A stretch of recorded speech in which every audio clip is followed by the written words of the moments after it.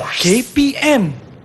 Membawa pelbagai perkongsian dan juga ilmu yang bermanfaat di Didik TV KPM. Assalamualaikum dan salam sejahtera. Yang pastinya hari ini anda bersama saya Hazrina Kasim untuk slot sukses SPM 2021 pecutan khusus untuk calon-calon SPM yang bakal menduduki peperiksaan dalam mata pelajaran geografi. Hari ini tumpuan bakal diberikan berkenaan dengan kertas 2. Apa yang perlu difahami oleh murid-murid dan juga tip berserta panduan untuk menjawab kertas 2. Baik, sebelum kita nak bercerita lebih lanjut tentang kertas 2 ini, apa kata kalau kami kongsikan sedikit profil berkenaan dengan guru penyampai kita untuk hari ini. Silakan.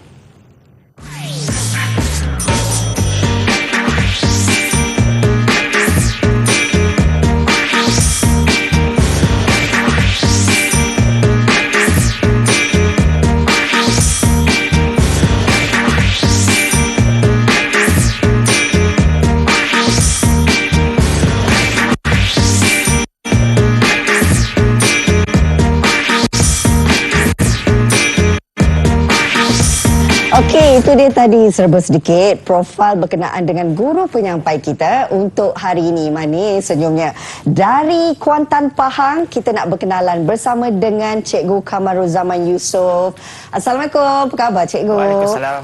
Okey, Cikgu daripada Sekolah Menengah Kebangsaan Tengku Panglima Perang Tengku Muhammad Kuantan Pahang. Hari ini kita nak memberi fokus Cikgu terhadap mata pelajaran geografi kertas 2 khusus untuk calon-calon SPM yang bakal menduduki kertas geografi ini. Betul. Baik Cikgu, sebelum kita nak bercerita lebih lanjut tentang kertas 2 ini, kita juga mungkin nak kongsikanlah bila sebut tentang mata pelajaran geografi ini kan Cikgu, mungkin ramai dalam kalangan kita sebenarnya dia terfikir kalau geografi mesti ada iklim, mesti ada bentuk muka bumi. Jadi sebenarnya mata pelajaran geografi ini apakah skopnya Cikgu? Okey. Bismillahirrahmanirrahim. Assalamualaikum warahmatullahi wabarakatuh. Assalam. Okey, Rina pun baik hari ini ya. Alhamdulillah Cikgu. Okey, geografi ni Rina, dia ada dua. Geografi fizikal, geografi manusia. Okey. Okey, yang Rina tanya pasal cuaca dan iklim tu kita panggil geografi fizikal. Okey. Dan hari ni kita nak kupas dua-dua, fizikal dan manusia.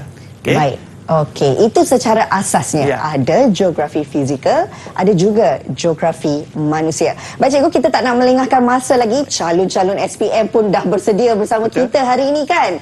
Nak bersama-sama mengetahui antara tip dan panduan untuk menjawab kertas soalan ini. Terlebih dahulu Cikgu, kita mulakan dulu dengan format kertas 2 ini dan bagaimana sebenarnya untuk calon-calon ini skor dengan markah yang cemerlang. Silakan. Okey, terima kasih Rina. Sama. Okey, calon-calon, saya mohon ambil pen, ambil pensel ataupun kertas untuk kita catat isi-isi penting yang akan saya bincangkan pada hari ini. Okey. Baik. Kita panggil pecutan lah ya. Untuk geografi kertas 2, 2280/2. Okey, kita tengok untuk kertas 2 ini, tarikh yang kita akan jumpa nanti ialah pada 22 Mac.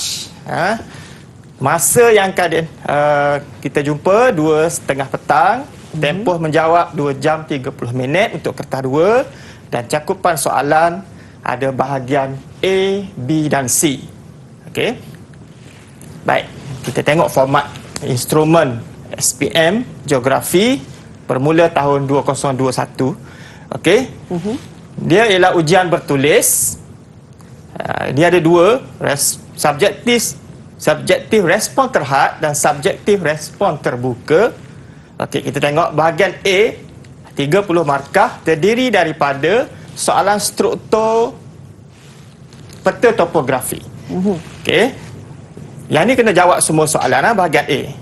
Soalan 2, kita ada struktur juga, soalan graf dan carta pai. Di sini kena bina graf, kena tafsir graf. Okey, bahagian B 30 markah, ada 3 soalan struktur, geografi fizikal dan geografi manusia. Jawab semua soalan. Bahagian C 40 markah, ada 4 soalan esei, geografi fizikal dan manusia, jawab 2 soalan. Okey, dan kaedah penskorannya ialah analitik dan holistik. Okey. Holistik tu maksudnya baca keseluruhan. Dia punya aras kesukaran, kita ada rendah, sederhana, tinggi dengan rasio dia 5:3:2. Okey, alat tambahan, kalkulator dan alat geometri lah. Calon ataupun murid perlu ada kelengkapan yang lengkap untuk menjawab soalan geografi. Okey. Baik, kita pergi bahagian A. Okey. Menyentuh tentang apa yang cikgu katakan tadi, ini adalah antara perkara asas yang perlu untuk murid-murid faham berkenaan dengan format kertas 2 tadi. Dan saya percaya sekejap lagi kita nak tahu lebih lanjut berkenaan dengan bahagian A. Ya. Cikgu, kita nak berehat seketika, cikgu? Boleh. Baik, jangan ke mana-mana. Calon-calon SPM sekejap saja lagi akan bersama kami semula di Didik TV KPM. Didik TV KPM. Didik TV KPM. Bertemu kembali untuk sukses SPM 2021, pecutan bagi calon-calon SPM yang pastinya hari ini fokus diberikan terhadap mata pelajaran geografi kertas 2. Bersama dengan Cikgu Kamarul Zaman, kita nak tahu berkenaan dengan bahagian A kertas 2 ini yang dikatakan merupakan soalan kemahiran geografi. Baik cikgu, apa yang perlu murid-murid dan juga calon-calon SPM ini faham tentang bahagian ini? Silakan. Terima kasih Rina. Okey, bahagian A kemahiran geografi 30 markah ini dia ada dua soalan. Soalan peta topografi dan soalan graf. Untuk 1 jam ini, tempoh kita bersiaran ini, saya cuma bincangkan hanya peta topografi. Okey. Soalan-soalan yang berkaitan dengan peta topografi, calon perlu tahu RG 6 angka, nilai ketinggian, arah lokasi, bearing, jarak, keluasan, ciri fizikal, ciri budaya dan mentafsir peta. Okey, kita pergi yang pertama. Rujukan grid 6 angka. Soalan ini popular, selalu masuk dalam peperiksaan SPM. Nyatakan rujukan grid bagi rumah ibadat dalam segi 4 grid di bawah. Okey, kita kena tahu maksud rumah ibadat kat sini ialah yang saya bulatkan itu, kuil lah. Okey. So, kita rujuk penjuru barat daya untuk dapatkan rujukan grid dia. Tentukan nilai garisan timuran 29. Ini ialah garisan timuran 29. Tentukan nilai garisan utaraan 23. Ini ialah garisan 23, utaraan 23. Okey. Anggaplah dalam petak ini ada 10 petak kecil. Okey, kira bilangan petak kecil. So, kita kira 1, 2, 3, 4. Dia ada 4 kat situ. Utaraan pun sama. Ada 4 petak. Maka, RG 6 angkanya ialah 294, 234. Okey. Baik. Yang kedua, ketinggian. Okey.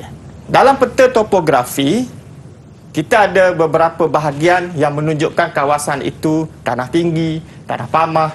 So, kita nak tahu apa simbol bagi ketinggian. Biasanya ada 4 cara melalui stesen trigonometri, tanda tinggi, tanda aras dan garisan kontur. Okey, soalan. Berapakah nilai tertinggi di timur garisan timuran 58? Okey, macam mana nak jawab? Pastikan pelajar tengok garisan timuran 58 di sini.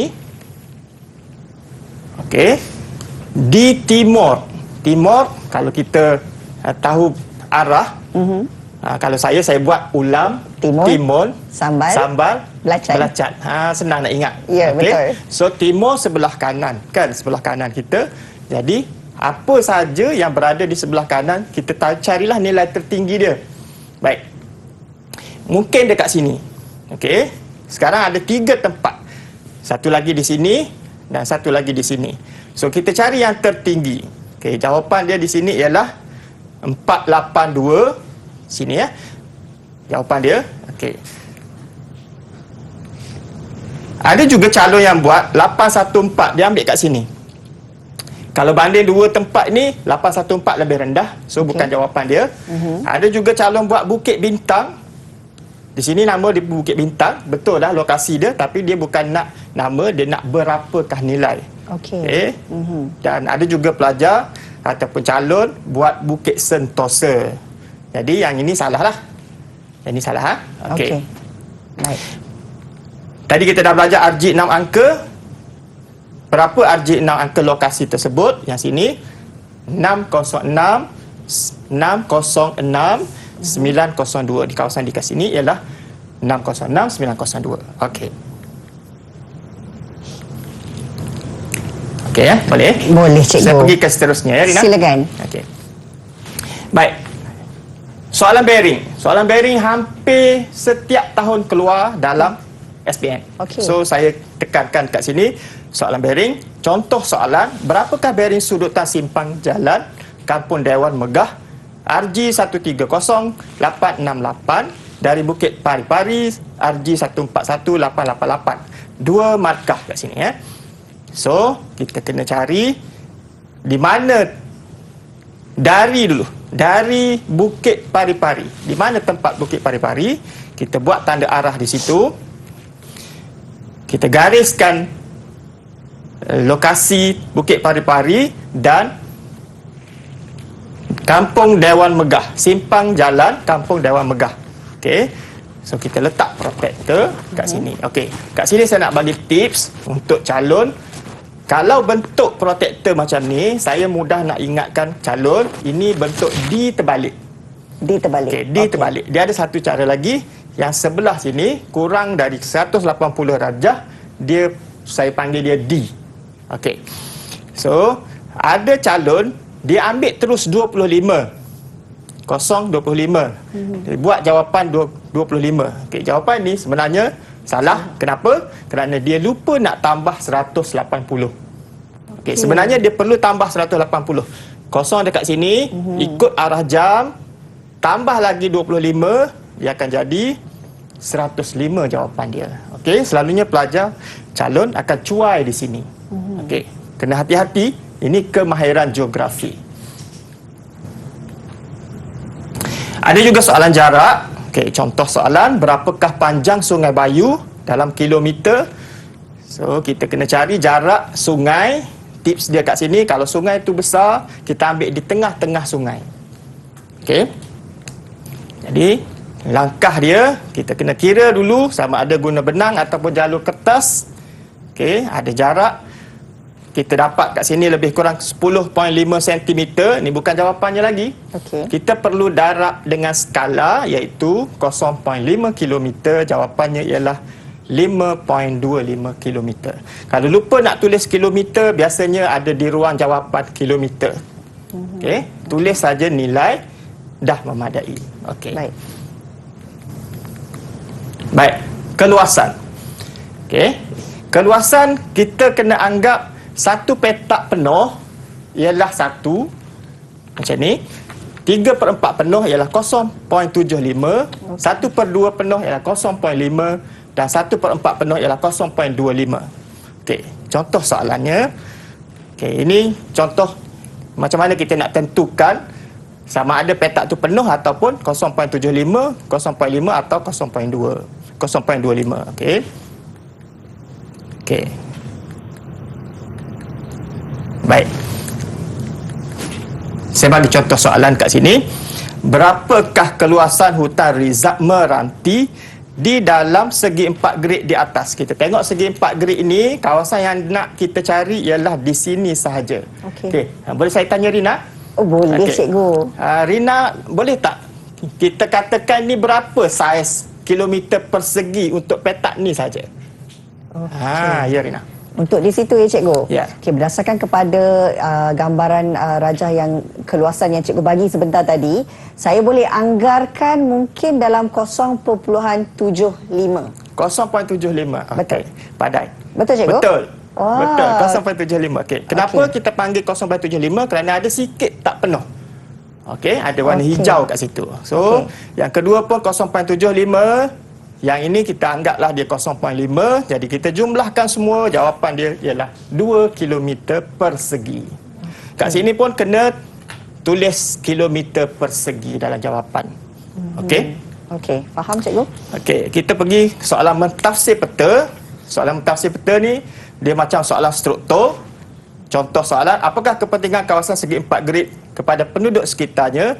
Segi 4 grid ini menunjukkan kawasan hutan. Okey, fahami kata tugas apakah. Tengok markah, 3 markah. So macam mana nak jawab? Kita kena jawab 3 fakta sahaja. Sebab apakah? Okey, itu contoh jawapan. Sumber perubatan seperti tongkat ali, kawasan ekopelancongan, peluang pekerjaan. Okey, kalau kita buat sumber perubatan pun dah betul dah. Okey, dah betul dah. Tongkat ali ni tak bagilah sebab dia seperti itu contoh. Okey. So jawab fakta sahaja pun dah memadai. Kita akan dapat 3 markah kat situ. Okey, satu contoh lagi, mengapakah kawasan di bahagian selatan mempunyai taburan pertempatan yang padat? 4 markah. Okey, kawasan sini, kenapa dia padat? Okey, antara jawapan dia, tanah pamah yang rata memudahkan pembinaan rumah. Kita ada fakta, kita ada huraian. Okey, sebab mengapakah? Baik. Pelbagai kegiatan ekonomi seperti pertanian.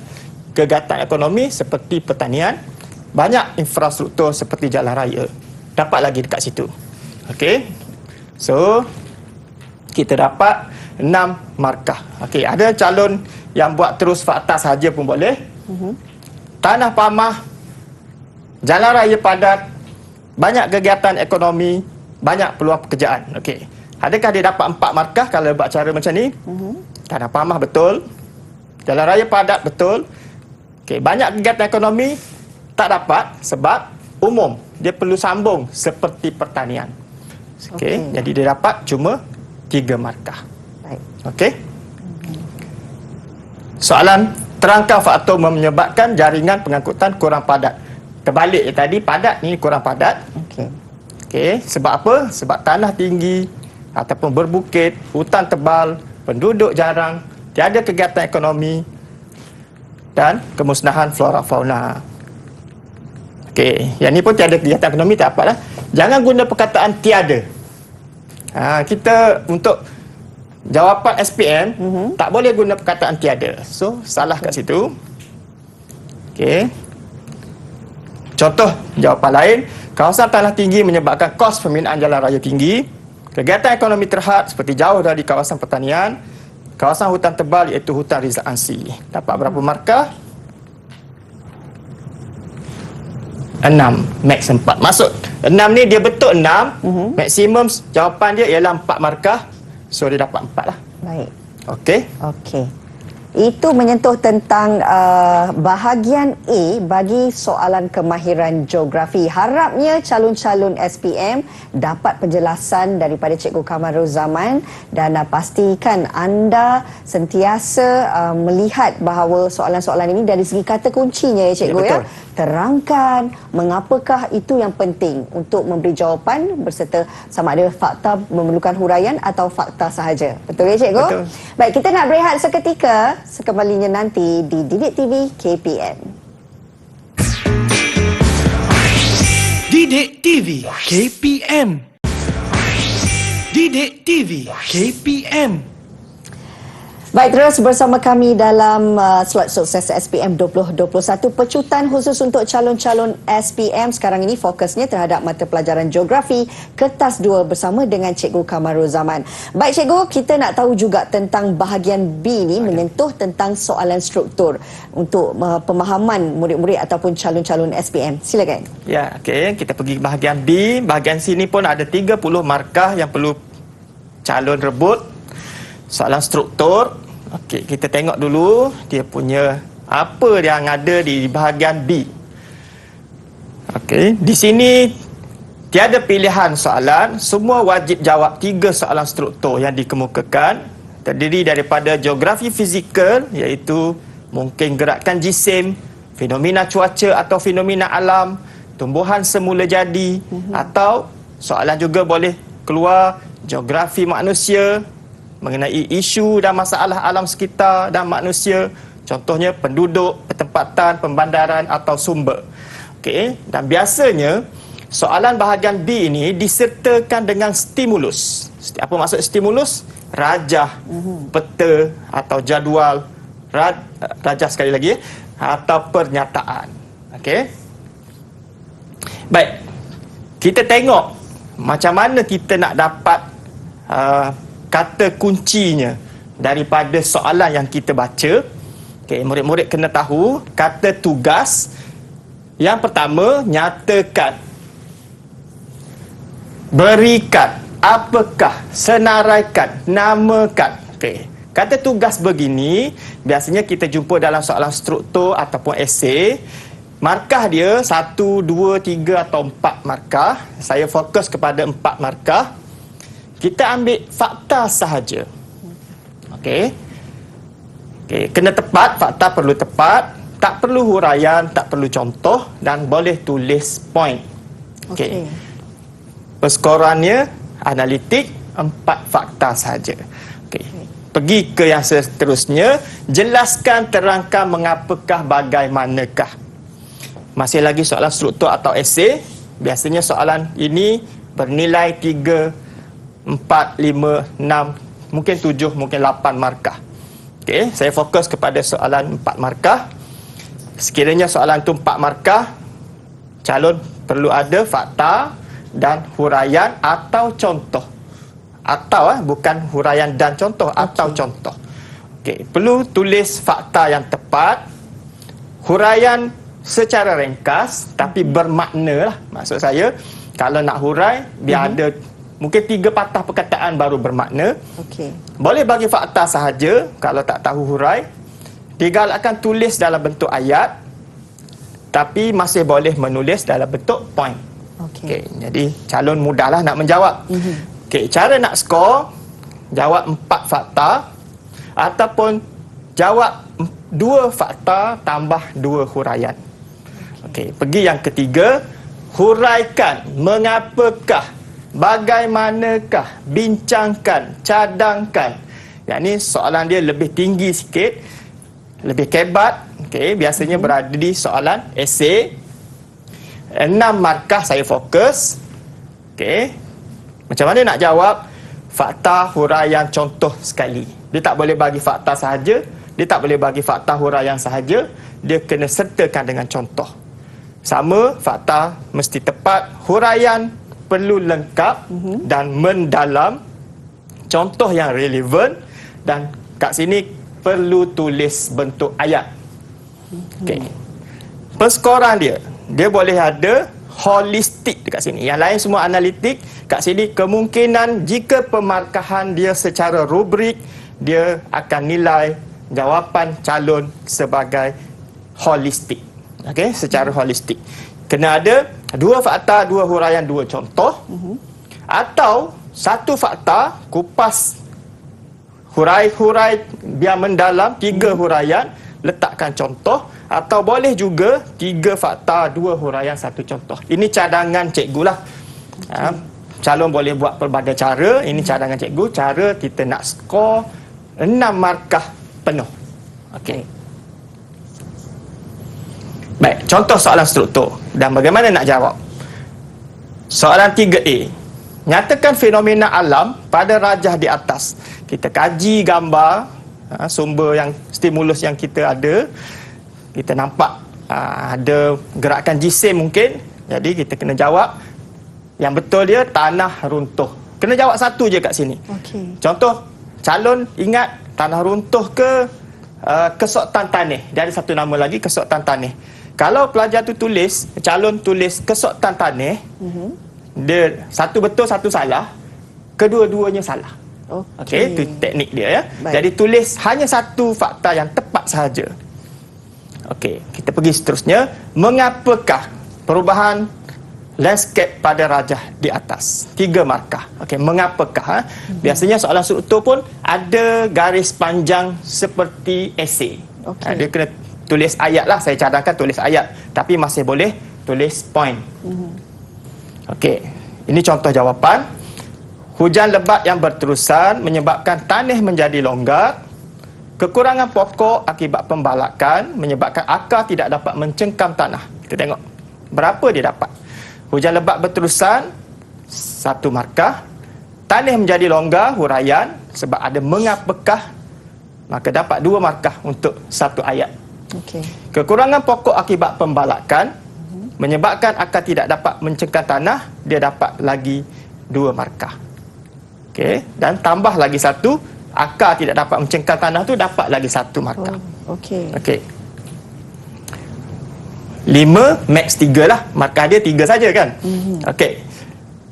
Calon yang kedua ni dia jawab fakta saja dalam bentuk point. Saya kata tadi boleh tulis ayat, boleh tulis point. Ikut keselesaan lah. Ya. Selalunya pelajar cemerlang dia akan tulis ayat. Okey, yang sederhana dia tulis point. Ikut mudah. Markah dia lebih kurang sama. Hujan lebat berterusan, kekurangan pokok, pembinaan jalan raya, aktiviti pertanian di Cerung Bukit. Okey, semua betul kat sini. Dia dapat 4 max 3. Markah tetap 3 markah. Okey. So pilihlah yang mana calon rasa selesa untuk menjawab. Terangkan kesan kejadian tersebut terhadap manusia dan alam sekitar. Kesan, implikasi, kesan, samalah. Okey, boleh tulis dalam bentuk point. Bila ada terangkan, kesesakan lalu lintas disebabkan laluan terhalang, habitat flora dan fauna musnah, kemusnahan infrastruktur seperti jalan raya. Kat sini, calon ini dia bagi fakta, dia bagi huraian. So, dapat 2. Ini pun ada 2 fakta kat sini. Ini pun ada fakta. Seperti ini, dia jadi sebagai huraian. Okey. Okey, contoh sebagai huraian. So, dia dapat 5 max 3 markah. Okey, boleh juga tulis begini. Kemusnahan alam sekitar. Kita tengok, betul tak? Berlaku tanah runtuh, kehilangan nyawa, harta benda musnah. Okey, kenapa saya tak bagi kemusnahan alam sekitar? Sebab dalam soalan dia sebut kesan terhadap alam sekitar. Jadi calon ni mengulang balik soalan. So dia tidak menjawab soalan. Okey. Berlaku tanah runtuh pun salah. Memang fenomena tadi ialah tanah runtuh. Ya. Dia tanya kesan. Ramai calon yang keliru jawapan tu. Kehilangan nyawa, betul. Harta benda musnah, betul. So dia dapat kat sini 2 markah lah. Okey. Okey lah kan, 2 markah daripada 3, daripada Ya. langsung tak dapat. Okey. Okey, kemukakan langkah awal. Okey. Untuk mengurangkan kesan fenomena dalam rajah di atas tadi, gerakan jisim tadi kepada manusia dan alam sekitar. Kuat kuasa undang-undang dan alam sekitar, undang-undang alam sekitar, mengadakan kempen kesedaran alam sekitar, tanaman ataupun tanam tutup bumi, membina benteng. Kalau soalan begini, ada 1, 2, 3, calon boleh tulis 4 fakta. Saya galakkan tulis lebih daripada 3 lah. Baik. Okey. So, calon ni dapat 4 markah tadi. Dapat 3 lah maksimum.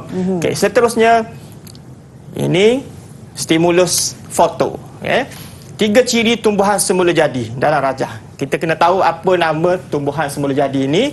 Dia ialah hutan hujan tropika.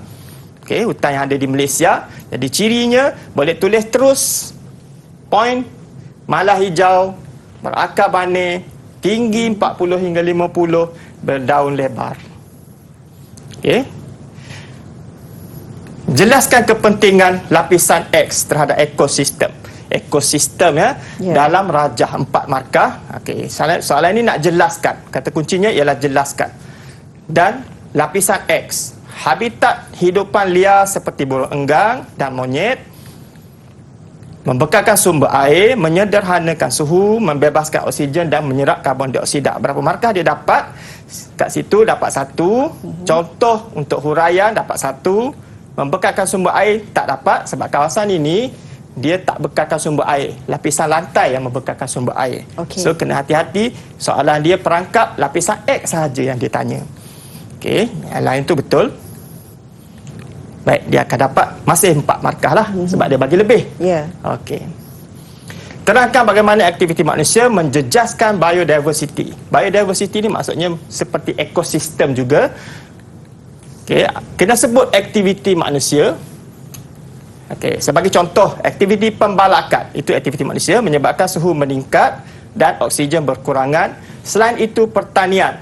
Masih lagi aktiviti manusia seperti penanaman kelapa sawit menyebabkan pencemaran tanah akibat penggunaan baja dan racun serangga. Seterusnya menyebabkan kepupusan flora dan fauna. So semua dia dapat yang warna merah tu betul. Okey. Okey. Kat sini calon perlu tulis kegiatan ekonomi, aktiviti manusia. Kena tulis. Kalau tak tulis terjejas markah dia. Baik. Okey.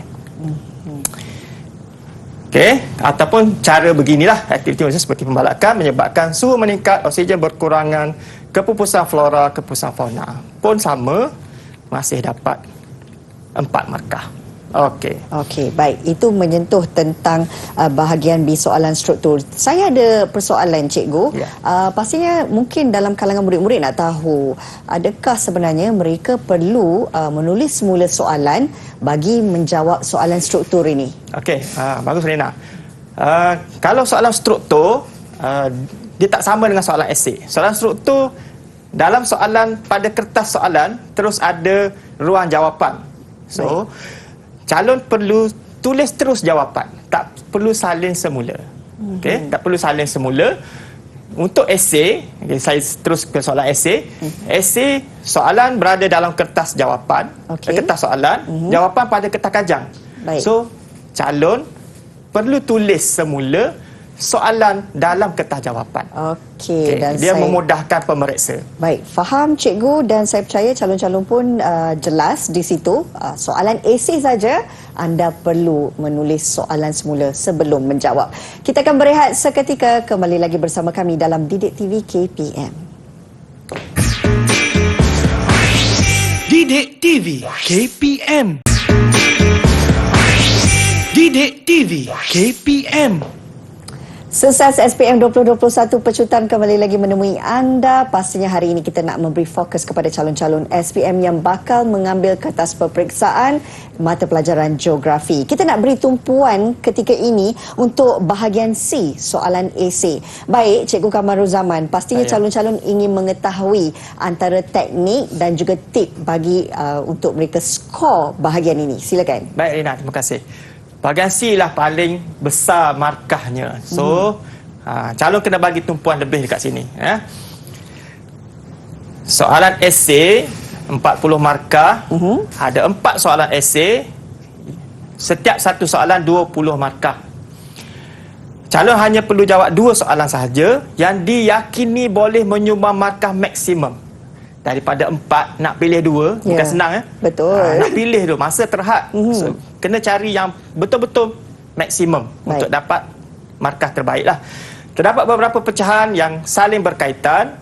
Pecahan soalan yang saling berkaitan. Pemilihan soalan yang tepat amat penting bagi memastikan calon boleh menjawab dan menguasai soalan dengan baik. Tips saya dekat sini, ada 4 soalan. Baca semua 4-4 dulu. Okey, baca semua 4-4, pergi balik katalah soalan nombor 6. Baca soalan nombor 6, baca soalan nombor 7, nombor 8, nombor 9. Pergi semula soalan nombor 6, keluarkan fakta-faktanya dahulu. Lepas tu bandingkan antara 6, 7, 8, 9, yang mana lagi banyak. Yang calon rasa dapat markah banyak. Okey? Okey. Baik. Soalan esei ada 40 markah, terdiri daripada geografi manusia dan fizikal juga, tapi lebih banyak geografi manusia. Contoh geografi manusia kat sini ialah penduduk, pertempatan, sumber, kegiatan ekonomi, cuaca dan iklim dan tumbuhan semula jadi ialah geografi fizikal. Okay. Dalam soalan esei ada soalan mungkin peta Malaysia ataupun peta dunia. Okay. Ini sebab format KSSM ni baru tahun ni. Okey. So kita tak pastilah dia duduk di soalan nombor berapa. Baik. Saya rasa mungkin adalah soalan peta Malaysia atau peta dunia. Soalan pemarkahan, ada pemarkahan berbentuk rubrik. Biasanya soalan tanya tentang pendapat, nak kesan macam mana soalan tu pemarkahan rubrik. Biasanya ada cadangkan, mengapakah, huraikan. Okay. Di sini juga ada stimulus, macam soalan struktur tadi. Ada rajah, ada peta, ada jadual, ada pernyataan. Baik. Okay. Baik, kita tengok bentuk-bentuk soalan esei. Soalan tanya faktor. Biasanya soalan dimulakan dengan mengapa, mengapakah, sebab. Okey, faktor lah tu. Okey, yang kedua, dia boleh tanya tentang kepentingan, sumbangan, kesan ataupun sama ada kepada manusia atau alam sekitar. dan langkah. Okey, apa usaha? Cadangkan biasanya langkah-langkah usaha-usaha. Okey, ada juga mungkin soalan itu akan tanya wajar atau tidak wajar. Okey, rasanya bentuk soalan beginilah yang akan ditanya dalam soalan esei. Okey, ini contoh. Yang pertama, mungkin dia bagi stimulus peta. Soalannya ialah nyatakan faktor mempengaruhi kepadatan penduduk di kawasan P. P di sini P dalam peta di atas. Okey. Macam mana cara nak jawab? Macam struktur juga, fahami kata tugas, nyatakan. Tengok markah dia, wajaran markah dia 4 markah. Okey.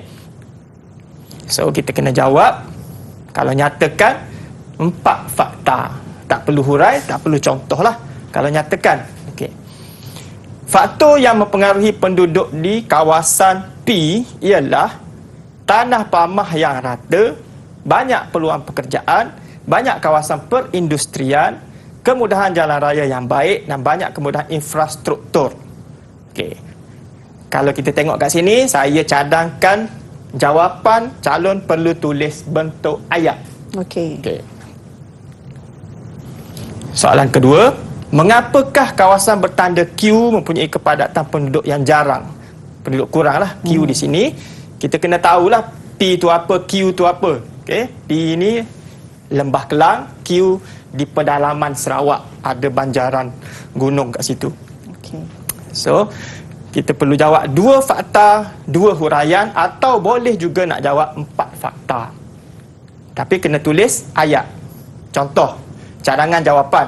Kawasan Q berpenduduk jarang kerana, okey, ni tadi yang Rina tanya tadi, perlu tak tulis semula soalan? Ya. Kita tulis intro sikit. Okey, intro supaya pemeriksa tengok, oh dia tahu soalan apa yang ditanya. Okey, baru masuk kepada fakta. Baik. Kawasan hutan tebal, kawasan ini ada hutan tebal, bergunung ganang yang menyukarkan pembinaan pertempatan. Selain itu, ini penanda wacana. Okey, untuk soalan esei, bila nak sambung ayat, cantiklah kalau kita ada penanda wacana. Ya. Kemudahan infrastruktur seperti jalan raya terhad, seterusnya peluang pekerjaan terhad. So, kat sini, ya, kita dapat 4 fakta ataupun 2 fakta, 2 huraian. Okey. Okey. Soalan seterusnya. Jelaskan kesan fenomena cuaca di atas terhadap penduduk. Okey, jelaskan 4 markah. Okey, kata kunci kat sini fenomena cuaca terhadap penduduk sekitar. Dia ada 2, terhadap penduduk, terhadap alam sekitar. Soalan ini hanya fokus terhadap penduduk. Baik. Kita tengok gambar stimulus ni. Apa jawapan dia? Jerbu, kan? Okey. Apa kesan kejadian jerbu? Jadi calon perlu tulis intro sikit. Kesan kejadian jerbu terhadap penduduk ialah akan menyebabkan kesihatan terjejas seperti batuk, berlaku kesesakan lalu lintas kerana jarak penglihatan terjejas dan pencemaran air. Okey. Jadi dia dapat 5 fakta dan huraian, tapi maksimum kat sini 4 markah. So dapat 4 markah lah. Okey. Okey. Sekiranya soalan esei itu 6 markah. Okey, saya nak highlight kat sini. Dan kemungkinan soalan itu rubrik. Kita tak tahu dia rubrik atau tidak, tapi biasanya soalan 6 markah akan berbentuk pemarkahan rubrik. Okey, contoh soalan-soalan yang kita nak kena pasti dia sebagai mungkin pemarkahan rubrik, ada kata tugas bagaimanakah, wajarkah, mengapakah, huraikan, dan markah dia 6 markah. Okey. Okey. Calon kena pastilah 6 markah macam mana cara jawab, 4 markah macam mana cara jawab. Okey. Soalan ini memerlukan calon keluarkan fakta, huraian dan contoh. Fakta perlu tepat, huraian mendalam, contoh yang relevan dan tulis ayat. Okey. Jadi kaedah untuk dia nak skor perlu ada 2 fakta, 2 huraian, 2 contoh, atau 1 fakta, 3 huraian, 2 contoh, atau 3 fakta, 2 huraian, 1 contoh. Boleh pilih mana-mana satu yang selesa lah. Okey. Okey. Contoh soalan. Bagaimanakah usaha yang boleh diambil bagi mengatasi masalah jerebu di Malaysia. Okay, ada gambar tadi jerbu 6 markah. Saya syorkan calon tulis dulu fakta-faktanya. Kalau boleh 4 fakta sudah memadai. Tulis dulu. Okey, lepas ni nak buat ayat lebih senang kalau ada kita tulis ringkasan fakta dulu. Okey, contoh saya buat cadangan senarai fakta dia menapis asap kilang, guna kenderaan awam, kongsi kereta, guna kenderaan hybrid atau kuat kuasa undang-undang. Okey, kita tulis dalam bentuk ayat, kejadian jerbu di Malaysia dapat dikurangkan dengan cara menapis asap kilang sebelum dilepaskan ke udara. Kita tak boleh tulis fakta saja, kita terangkan sedikit, huraikan sedikit. Ini kerana asap kilang mengandungi gas karbon dioksida yang berbahaya, contohnya kilang memproses getah. So lengkap kat sini ada fakta, ada huraian, ada contoh. Ya. Okey. Jangan buat satu perenggan saja. Buat fakta kedua. Fakta kedua saya gunakan penggunaan kenderaan awam. Selain itu, penggunaan kenderaan awam seperti transit aliran ringan atau boleh tulis juga LRT dan berkongsi kenderaan juga dapat mengurangkan pelepasan asap yang menyebabkan jerbu. Okey, kat sini ada 2 fakta. Dua-dua boleh diterima. Sekarang fakta kedua dia jadi huraian. Okey. Kalau kita tulis poin saja macam ni, dia tak dapat markah maksimum. Okey. Perlu tulis dalam bentuk huraian. Penduduk juga boleh menggunakan kenderaan hybrid yang lebih mesra alam kerana tidak menggunakan bahan api fosil seperti petroleum. Kat sini ada beberapa huraian. Beberapa huraian itulah kita panggil mendalam. Ada contoh. Okey. So kalau kita nak tambah, boleh lagi. Kalau kita rasa dah cukup dah dapat aras 36 markah. Okey.